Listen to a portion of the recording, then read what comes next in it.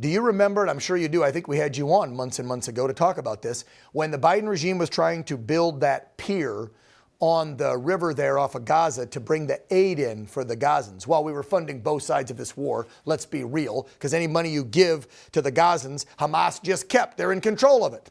Well, now we're learning, because an internal report, thanks to the Trump administration, proves that thanks to JoJo and this fiasco, 62 United States forces were injured, 1 was killed, and we wasted $31 million. I believe you were on back then when they were trying to build this pier and the weather was ripping it apart and Hamas was shooting at our guys trying to build it. Now we know even more. Your thoughts, Eli? Well, I'm really not surprised to see that headline or the report on how many were injured or how much money we lost. I think that's just a byproduct of weak, incompetent leadership. And thank God, once again, we have somebody in the White House who's very strong, has a lot of common sense. And as you can see from the Houthis and others, they take him very seriously.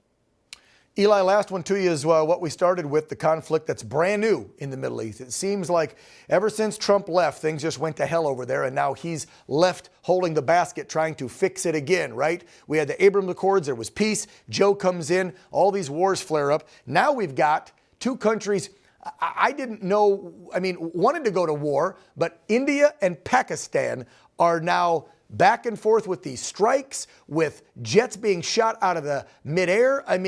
This one could get nasty. These are two nuclear powers. What's going on over there? Why did it start? And can the U.S. help facilitate this one stopping before it gets out of hand?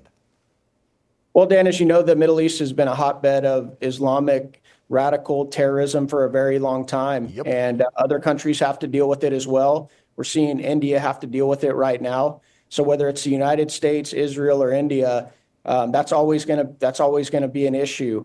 And I'm just grateful that we have somebody, who has deal-making capability, who has actually done deals, not only as president, but long before he was president.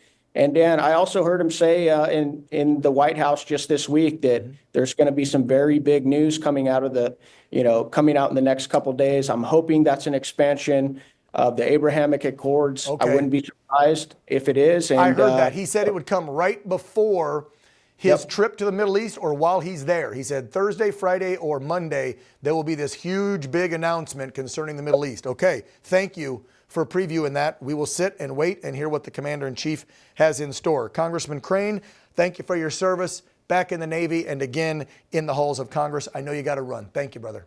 Thanks, brother. Yep, take care.